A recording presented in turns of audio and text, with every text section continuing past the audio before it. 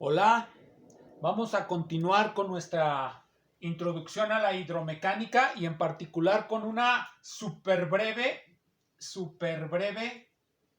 introducción a la elasticidad. En la ocasión anterior dijimos que íbamos a hacer un análisis causal. Donde la causa de la deformación pues es la fuerza que se aplica sobre un sólido y que produce una deformación de ese sólido.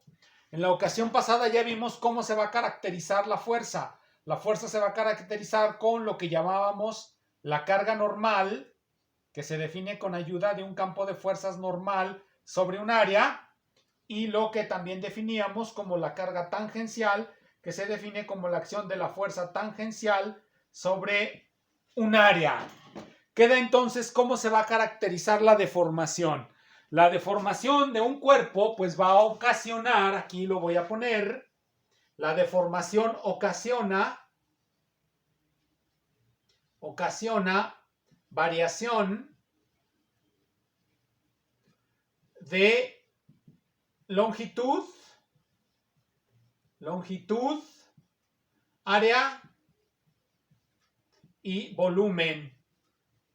Entonces, necesitamos caracterizar las variaciones en la longitud, las variaciones en el área y las variaciones en el volumen.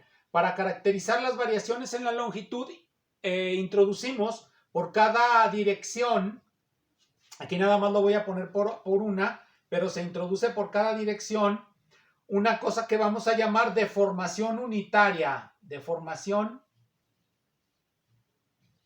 unitaria. Va a ser deformación unitaria, sea por longitud, sea por área, sea por volumen, pero vamos a empezar con la de longitud. Entonces vamos a tener un cuerpo extendido que va a tener una cierta longitud.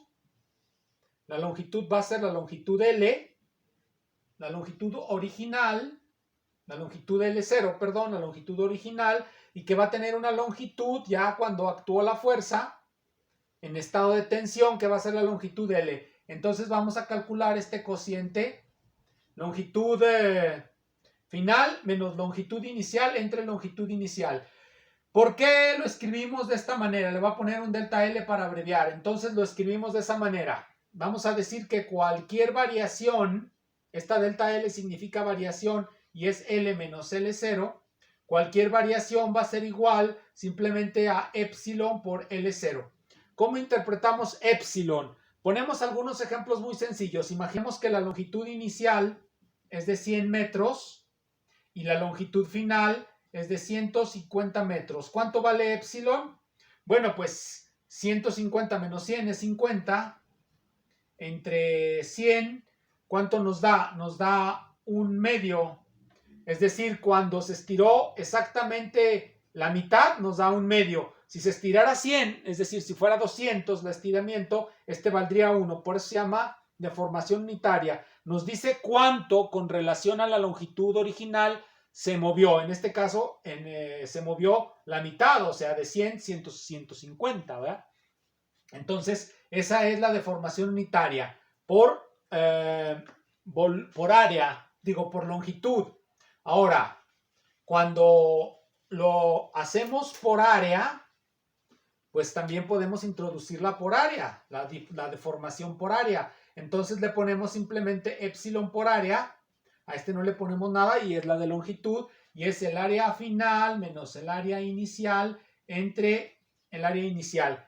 Y el volumen, la variación por volumen, le ponemos una B, volumen final menos volumen inicial entre volumen inicial. Por supuesto que hay una relación entre estas deformaciones dependiendo de la forma de la figura geométrica que estemos introduciendo. Vamos a ver un ejemplo de cómo se relacionan esas deformaciones. Bien, pero antes de ver el ejemplo, queda claro entonces que aquí ya tenemos nuestra manera de caracterizarlo, es con cargas normales y tangenciales, deformaciones lineales, deformaciones por área y deformaciones unitarias por volumen. Así es como vamos a caracterizar nuestro análisis causal, nuestras deformaciones. Va a haber una fuerza y van a producir una deformación. Hay que establecer una relación entre estos dos. Eso es lo que sigue a continuación. Pero vamos al ejemplo de cómo se relacionan las diferentes variaciones de longitud, área y volumen en unas figuras geométricas determinadas. Vamos a poner de ejemplo algo muy sencillo. Vamos a poner un cuadrado, así, que tiene longitud L y que va a estar sometido a una expansión, L0, a una expansión, y este es su área A0. Va a estar sometido a una expansión por este lado. La fuerza lo va a estar estirando por aquí, por aquí. Vamos a suponer que se deforma así bonito, que no sea una deformación tan fea porque eso requeriría mayor matemática, pero aquí no, va a ser muy sencillo. Entonces, nosotros vemos que epsilon pues se va a caracterizar, pues este ya es L, todo esto es L. Epsilon se va a caracterizar aquí simplemente como L menos L0 entre L0. Ahora el área, pues como ven, creció, pero el área inicial, A0 es L0 al cuadrado. En cambio, el área final no es más que L0 por L. L0, el área final va a ser, este era un cuadrito, pero este ya es un paralelepípedo, entonces este también es L0, va a ser L0 por L, porque pues este es el que se estiró, ¿verdad? Entonces ahora sí ya podemos calcular el epsilon por A. ¿Cómo nos va a quedar? Nos va a quedar L0L menos L0 cuadrado entre L0 cuadrado.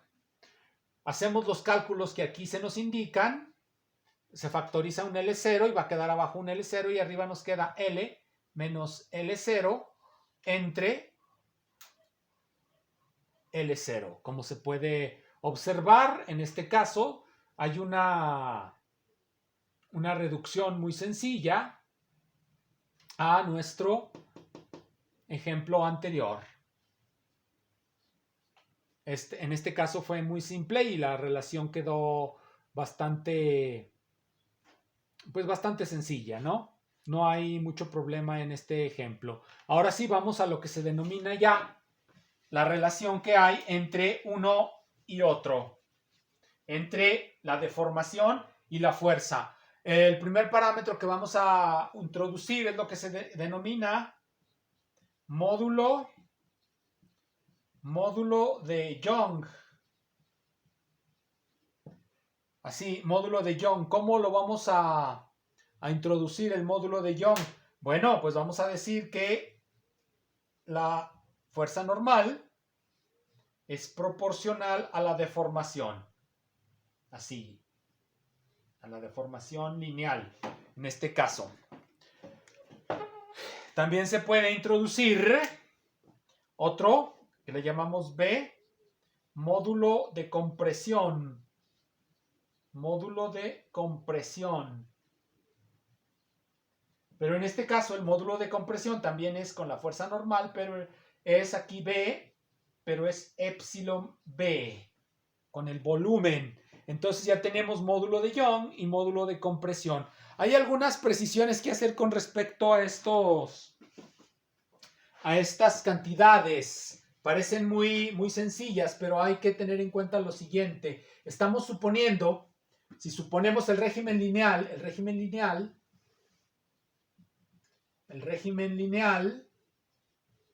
supone que el módulo de Young es constante. Entonces nosotros tenemos lo que se denomina ley de Hooke. En el régimen lineal este es constante. En el régimen lineal el módulo de Young puede ser una función de la deformación más o menos de este estilo, etcétera. Así, este Y1, este Y2, así más o menos. Va creciendo. Este es un ejemplo de régimen no lineal, que es el que no vamos a utilizar. El que siempre se utiliza es esta parte, que es el de la ley de Hooke.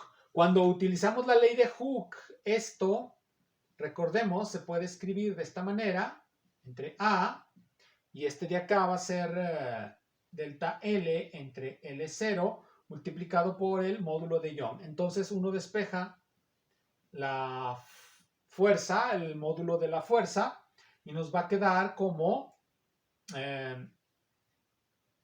aquí Y A entre L0 por delta L. Esto es lo que se conoce como ley de Hooke en general, que está, digámoslo así, entre más fuerza se aplica, más variación en la longitud deformada existe. Aplicamos mucha fuerza, pues se estira. Este es lo que se denomina también el modelo del sólido como un resorte, porque recordemos que cuando utilizamos la ley de Hooke, tenemos como un resorte y estamos realmente suponiendo que nuestro sólido está hecho, como quien dice, de muchos resortitos. Está así más o menos. En cada punto tenemos un resortito y cada resortito sigue, aquí lo voy a poner, la ley de Hooke K, y le voy a poner a esta X. Generalmente se le pone X a esa variación, entonces ya tenemos pues la ley de Hooke y nos da lo que se denomina el modelo del sólido como una familia de resortitos. Caen aquí y es como un colchón en ese caso.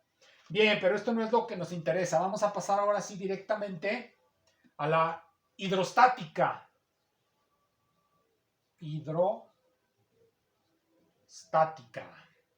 El ejemplo fundamental de la hidrostática es un líquido que está dentro de un contenedor. Tenemos un contenedor que es la constricción sobre el agua, sobre el fluido, en este caso pues un fluido de cualquier densidad. Lo colocamos aquí y esto es un líquido en reposo, un fluido en reposo. Lo primero que debemos de notar es que porque está en reposo no hay fuerzas tangenciales.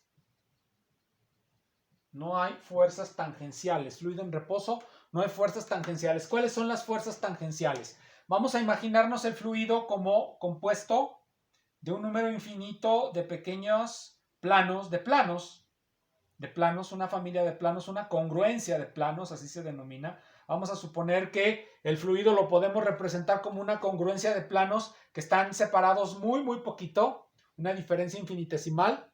Cada uno de estos planos va a conformar el fluido. Cuando el fluido se empieza a mover, es decir, fluye, cada uno de estos planos puede ir resbalando sobre el otro y eso es lo que va a generar el concepto de viscosidad. La viscosidad es como un fluido resbala una parte con respecto de otra de ese fluido, pero cuando está en reposo, pues no va a fluir sobre ninguno de sus planos y por lo tanto no va a haber fuerzas tangenciales. Si quitáramos la constricción, obviamente empezará a fluir y habrá fuerzas tangenciales, pero en reposo no las hay. En reposo lo único que hay son fuerzas normales. ¿Y cómo actúan esas fuerzas normales dentro del fluido? Bueno, vamos a demostrar el primer teorema, un teorema muy sencillo, el primer teorema de la dinámica, de la estática de fluidos,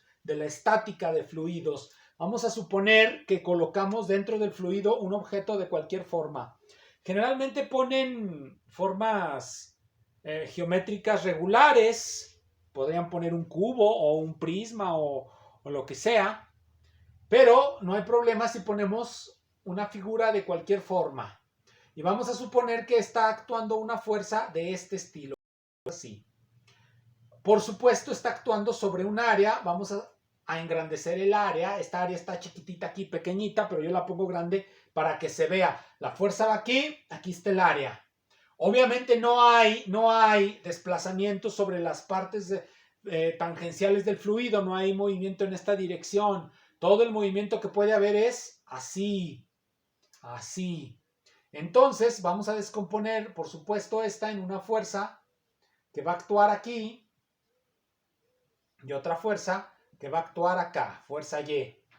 Obviamente esta está actuando, digámoslo, sobre esta y esta está actuando sobre esta proyección del área. Esta va a ser el ángulo y lo ponemos ahí para que sea este. Inmediatamente, bueno, generalmente esta figura es la que les ponen en los libros de texto y no les dicen que surge de esas abstracciones que hemos hecho. Sacamos esta área grandota, que en realidad no es así de grande, es chiquita. Está actuando esta fuerza acá y está actuando sobre esta, que es parte de esta construcción geométrica, y esta está actuando sobre esta área. Obviamente, cuando la colocamos así, nosotros vemos que hay un área X, esta es el área X, que pues simplemente por ver cómo está el ángulo, podemos hacer proyección. El área X, esta, se proyecta esta acá, esta es A seno de teta, el área Y es A coseno de teta. Cateto adyacente, cateto opuesto, seno, por eso. Y también sabemos que A pues es igual a F. Vean ustedes cómo está. Está así, y aquí está el ángulo. También perdón, el área y la fuerza ahí todavía no las ponemos. También podemos ver pues que la fuerza X pues no es otra cosa que F. Aquí está fuerza X. Aquí viene. Pero va sobre esta, entonces es seno de teta. Y la fuerza Y pues va a ser coseno de teta. De aquí vemos de inmediato que f de x entre ax pues es igual a f de y sobre ay, y es igual a f sobre a. Simplemente se ve de estas ecuaciones, y eso nos dice que la presión que actúa sobre esta dentro de una situación hidrostática es la misma. La fuerza tiene la misma presión por todos lados, por decirlo de esa manera. Tiene la misma presión por todos lados. Esa sería entonces el primer teorema. El primer teorema de la hidrostática. Aquí lo ponemos, teorema. Teorema. Un cuerpo, en realidad es un cuerpo virtual.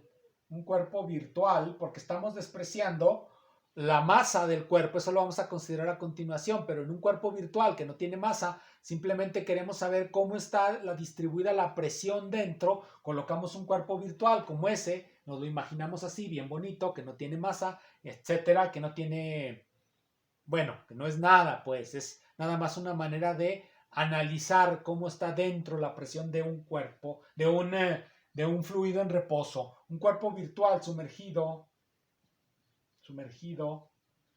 en un fluido en reposo,